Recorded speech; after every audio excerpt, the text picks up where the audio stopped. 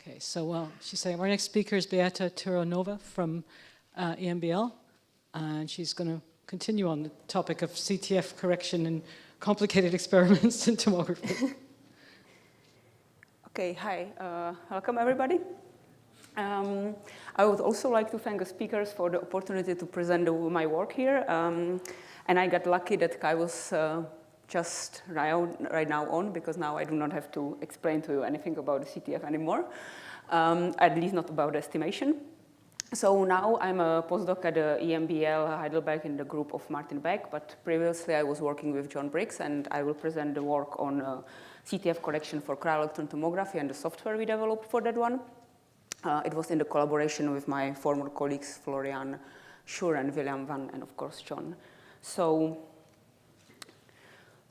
you already saw something similar yesterday in a very interesting talk of Chris Russo.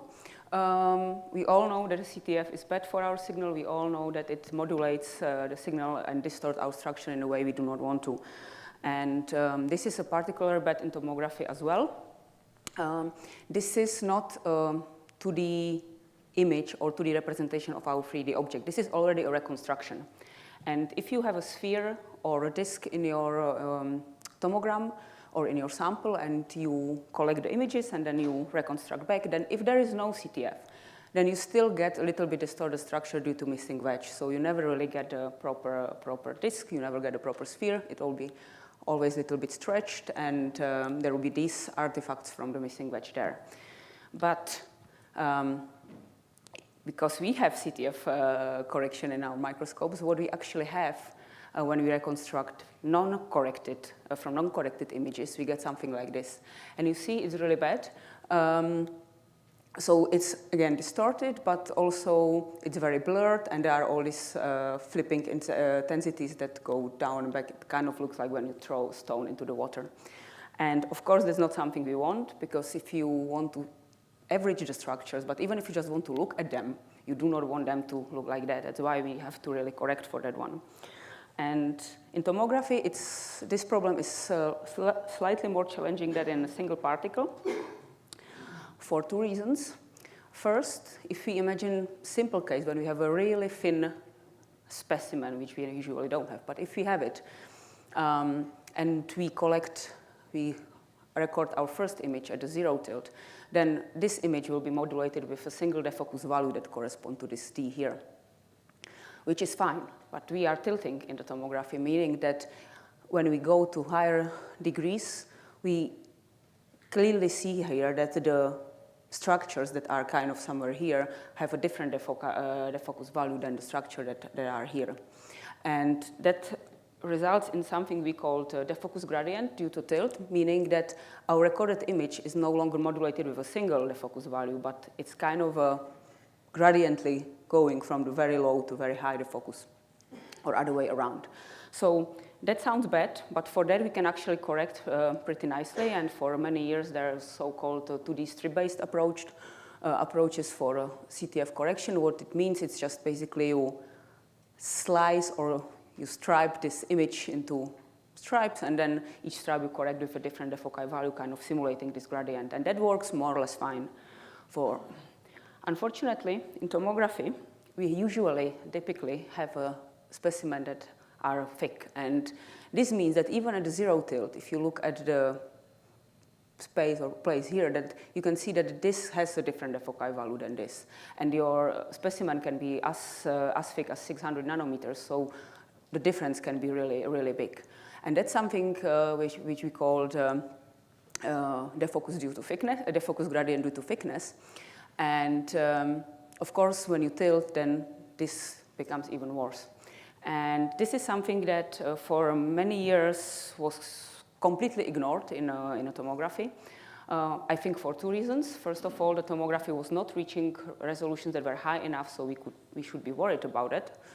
And also because although the theory or the idea what to do with it is kind of clear and it's nothing really new, it was very hard to implement it in the way that you could use it on everyday basis. And that's what we actually try to improve now with our software. But before I go to that, I would like to show you that you should actually be interested in that regardless of the resolution you are aiming at. So this is a small synthetic data set. We put a 3 disks into 2D, so this is our thickness, and this is the x dimension, y dimension we skip.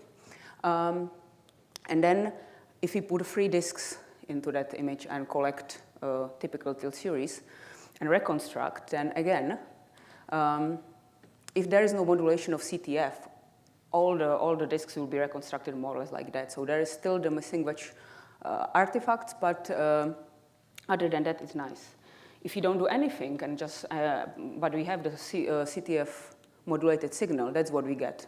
Again, this is not something you want. And then finally, when we use this 2D strip-based approach that was there for a long time, you actually see that the disk that was in the very center was recovered pretty nicely. So there are still some issues, but more or less it's very nice. But once you go off the center, either in a Z or in a X direction, you always get a distortion despite the fact that you try to correct for that. So yes, we should be worried about the thickness regardless of the resolution, because in the end, we would like to have a structure and we would like to have for the structure to look nice. And of course, if you average structures that look like that, then you can forget your final structure to be nice. So what we can do about it, as I said, the idea is not new, it's more about how to do it efficiently. So originally, or the very first conceptually very similar thing was from Jensen and Kronberg from 2000. They suggested it actually for single particle structure on a virus, but the virus was big, so they tried to kind of correct for that one. But because it was 2000 and it was not really a problem back then, that they ended up only with synthetic data set, I think mostly because it was computationally very heavy approach. And very recently, Kunze and Frangakis also proposed a technique that was using a GPU to kind of correct for 3D CTF. They showed some improvement, although not so much in the resolution. It's a GPU implementation, and they also use a different reconstruction technique that we normally use. So they use SART, which is not so common for high resolution structures. So we also developed our own thing that is on CPU, and that actually uses the same reconstruction as we are using now. We typically use iMod and eTomo. So we have a very simple weighted back projection then, and we wanted to keep this reconstruction. That's why we opted for developing our own thing. And before I explain to you how it actually works or what we did, I would like to explain to you how the reconstruction itself works, because it's important to understand it. So if this is, again, our sample, and we tilt it, we record our images. We do some pre-processing on them. Typically, we have to align them. We can do this 2D strip-based CTF correction, and then we go for reconstruction. And what happens during the weighted back projection is very easy. So first of all, we filter the projection or the images we have. That's the part that's the weighting here. And then we actually just really back project every voxel back on our images and trying to find out what values should contribute to it. So what we do is we take this voxel, we project it, and this is really a projection because it's a mathematical concept here. So we project it back on our image. We found out the position, and we found out that this value should contribute to this voxel from that image. And we do it for the other tilt, and then basically, in the end, the voxel value is just the summation of these values from the projections. So that's all. It's not a rocket science. It's actually very easy, and it works very nicely. And we expanded it in a very, very easy way, I would say. If you go back to this sample and think about this as being your reconstruction space, and this being your center defocus value you usually use for correction, we just kind of divide this reconstruction space into slabs. How thick or how many the slabs will be, that's basically one user parameter we have to decide.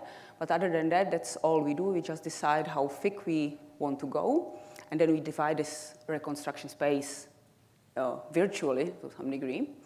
And then we take our image, and instead of correcting it once with a stripped base approach, we correct it multiple times. So in this case, we have 7 slabs, and this means that the input stack with the images, we correct 7 times. So in the end, we have not 1, but 7 corrected input stacks that we go through reconstruction. This corrections, the CTF correction, this is not a strip-based one. We do not take angles into account whatsoever. We just really do fast either multiplication or phase flip CTF correction. It's way, way, way more faster than strip-based approach, so we do not have to worry that we have to correct multiple times, actually. And then once we have that, we actually go for the reconstruction that is exactly the same as before. The only reason is, difference is now that when I project this voxel back, I still have to find a position, but then I have to also decide which from these images I want to take. And that I decide based on the coordinates. And here I would like you to know that not only the Z coordinate, but also X coordinate plays a role. Because here these two objects, let's say, are at the same foci at the 0 tilt. But once I tilt, then despite having the same Z height in our tomogram, when we tilt, the foci values change and they actually end up in different slabs. So they have different foci values for different tilts. So in the end, if you look here, then for this blue one, as I said, for the 0 tilt, we would fetch the values from the same image, but then for the higher tilts, we would actually choose different images for those voxels that are next to each other in the Z, which I think is something that people usually overlook a bit. And that's it. So the only additional thing we are doing, we actually have to not find only the position, but also the index of the image you would like to use. And other than that, it's same. And this can be done actually very fastly. So we compute at the very beginning of our reconstruction something we call the Defocus Array. What it actually means is very simple. For each tilt we have in our tilt series, we just create index map. And for 60 degrees, it looks like that. So it means that when I'm now operating with that voxel, I can just go to this map and see, okay, for this position, 0 tilt, I need to fetch the value from the image number 5. But for the 60 degrees tilt, I need to fetch it from image number 6, and that's all. It's very easy. This is pre-computed once at the beginning of your reconstruction. It takes no time, and it actually helps us to really get out the values from the proper or correspondingly corrected images way faster. So that's basically the only trick. There's nothing really demanding about it, but it helps us to do the things fast. And you can see here that it works. Because if I now compare again my example, that with my approach with the NovaCTF, you can get all the disks more or less good if you forget the missing wedge artifact. So there is advantage over this. We were very happy to see that it works conceptually. And of course, the next step was to try to see how it performs on a real data set. And we are lucky enough that we already had a data set that went to pretty high resolution. So we had this virus that went to 3.9 angstroms before with a simple 2D strip-based correction. So something nice about this data set was, of course, collected with a Hagen scheme. The pixel size was 1.35 angstroms. We ended up using 43 tomograms and 130,000 subtomograms, but as Julia mentioned, it was 6-fold symmetry. So in reality, we have actually 6 times more. Originally, we estimated the CTF with the CTF find 4, and as I said, we used the CTF phase flip from eTomo to correct, and we ended up with this 3.9. So we took all these things as they were. We didn't change anything. We didn't do any new estimation. We just take everything as it was, including the same parameter for reconstruction, alignment, and stuff, and went for NovaCTF. The only thing that we had to add was this one parameter about how dense we want to actually sample our reconstruction space. And there we went for 50 nanometers. We ran a few simulations. We tried a few things. How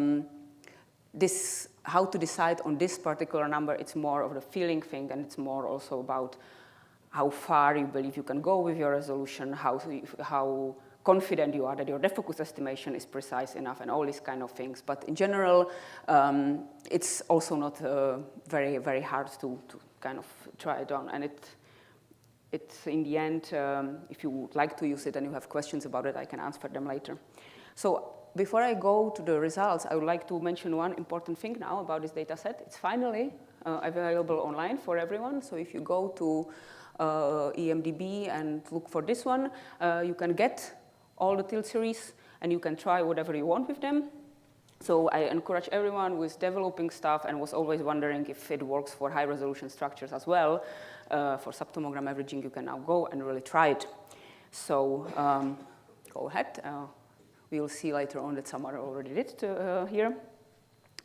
So yeah, so what we did first, we just took the positions and orientations from the original alignment, from the original work, and basically just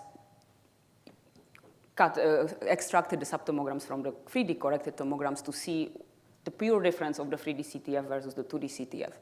And this is something you can see here. We corrected with multiplication, so this is the 2D, the original curve. That was this 3.9. And when we went and tried the multiplication, then we actually end up at 3.6, I think. And when we then actually also added astigmatism correction in our CTF correction, we actually push it to the 3.5. So this from here to here, this is only really the result of the 3D CTF correction, because the reconstruction technique and all the other parameters were the same, all the orientations, all the alignments were the same. So this is really just the pure difference of if you don't do it and if you do it. Then we of course tried a little bit harder, because the 3.9 before was the best we could do, and not additional alignment could not really improve that. But now we decided to try a bit with one more or two more iterations, and we actually indeed ended up having this 3.4 structure that is now also deposited at the EMDB, and that's the resolution we ended up with, and we are very happy about that one. But what was actually more important to us to see if the quality, the improved quality of our signal could also kind of reduce the amount of data we need, because of course 130,000 tomograms, subtomograms, it's already quite a big data set, and not everyone can have that. So we picked we picked 5 tomograms that were kind of regularly distributed over a reasonable Defocus range. And we, again, just averaged those using the original tomograms, and we ended up with 3.4. Then we tried to use this orientations and alignments from these 5 with the 3D CTF corrected tomograms, and we got to 4.1, I guess. And then when we actually started from scratch, just really taking these 5 tomograms, picking the particles, and going through the whole pipeline, we ended up with 3.9. So we actually get to the original resolution, but with 10% of data set. And this was, again, just to prove the concept of 3D CTF. We really didn't try to push it any harder. We didn't do anything sophisticated with it. We didn't try different parameters. We just wanted to see the effect, and that's it. But Benjamin Hyams in the afternoon will actually show you, because he has also now the data, that you can actually push it even harder if you have a more fancy alignment procedures, and if you have a more sophisticated wedge masking for alignment, then you can actually really push it even harder on only these 5 tomograms. So stay tuned. He will tell you when he ended with that one. Yeah, so I will not show you the structure because I'm not a biologist, and even though that we can see some differences, I will really not feel comfortable trying to point them to you. So it's stored, so it's deposited, you can download it. This is this 3.4 structure. If someone wants to see the 3.9 out of 5 tomograms, I'm happy to provide it as well, because I think this is not deposited. You are all welcome to see for yourself if you think it makes a difference or not. So as I said before, one of the problems of the correction or the 3D CTF correction is if it's efficient or if it can be done on a daily basis, if you can really afford to do that. And so I put together some tables. This is actually not very realistic, to be honest.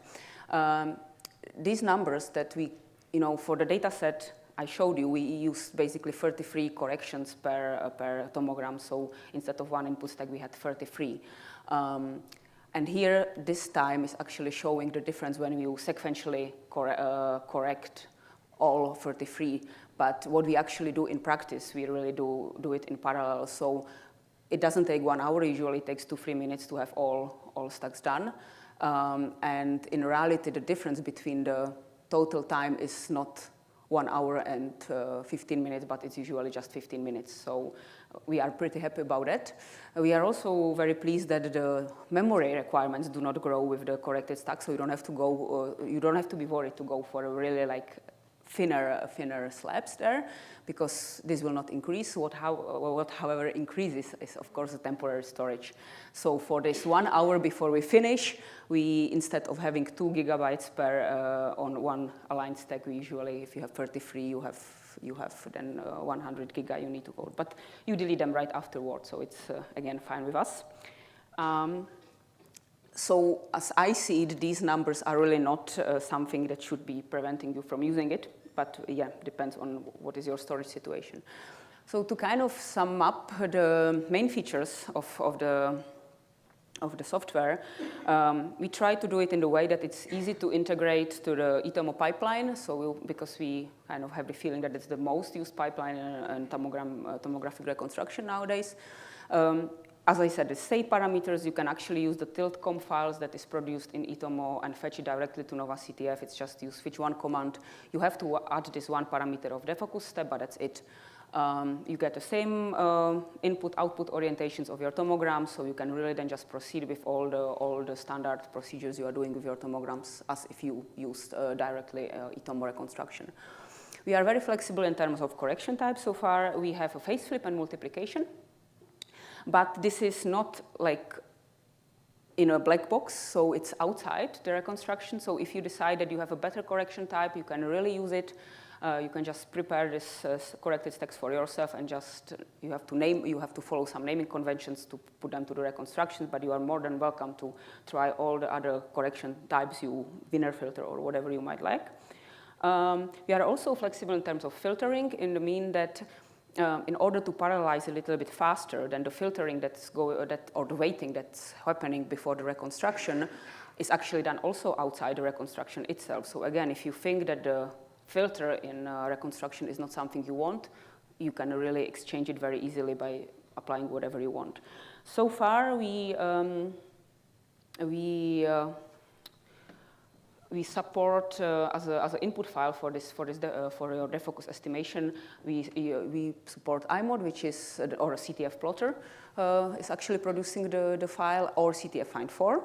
We do not support GCTF, but that's because GCTF doesn't currently do the corrections on wall stacks. So you have to correct each image separately, which ends up in the file that has to be parsed in a way that it's highly specific to your own settings on your computer. So for me as a developer, it will be really hard to have something robust enough to support it. But if you manage to get one of these two formats out of the GCTF, that of course we now actually also switching to GCTF. So it's possible. It's just that it will be a little bit harder to get the file done. And importantly, it's open source. It's available for everyone to try. It's out there actually for 10 months, I think now. So for those of you who will start, it's nice to know that it was also debugged a bit in the meantime. So there are users reporting some things to me, and I keep improving it. There are tutorials. There are some parameter settings to show how it's done.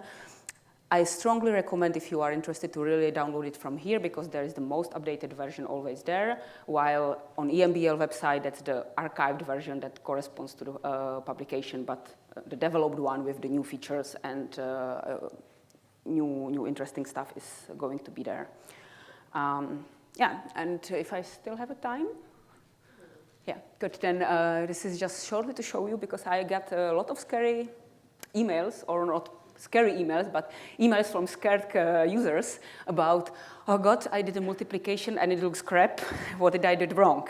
And the answer is nothing. It looks like that. So if you correct it with phase flip, that you basically contrast-wise get the same or similar thing as from the normal weighted back projection. But if you indeed do multiplication as a correction method, and then you reconstruct your tomogram, then this is the same thing. And if you have a fantasy and good eyes, you can see the structure here. But it really looks like that. So just it's kind of interesting to see that.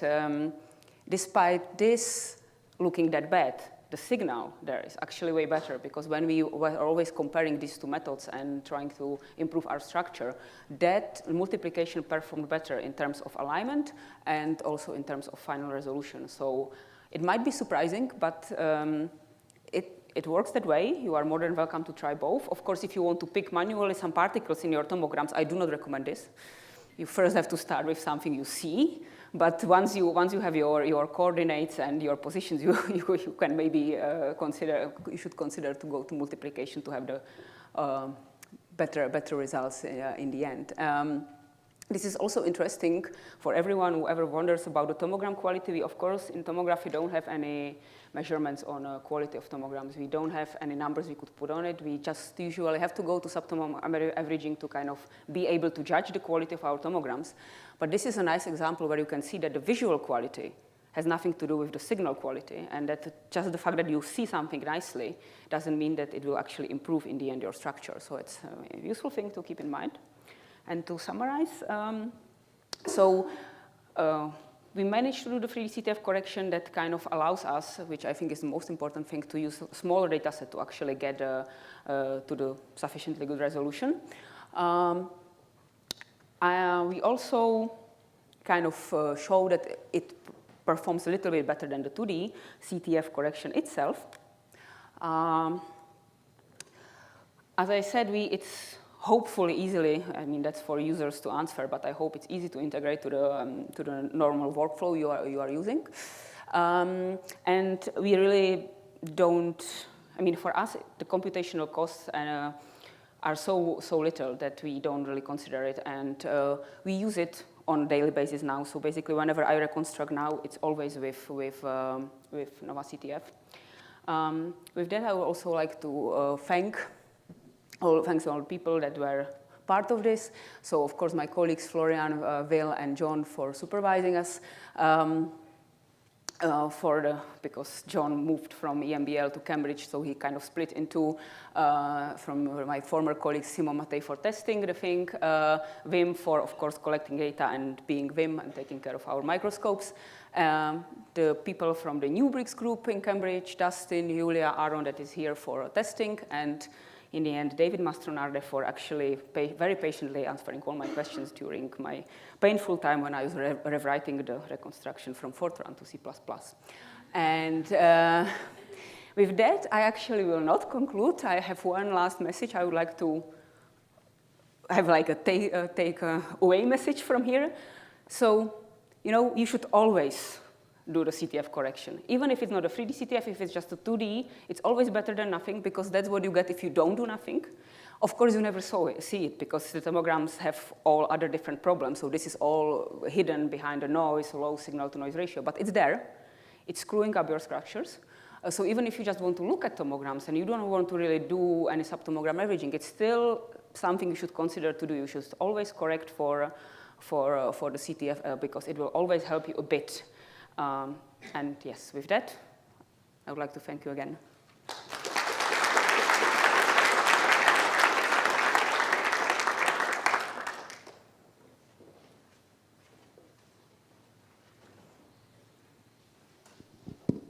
Okay, thanks. Questions?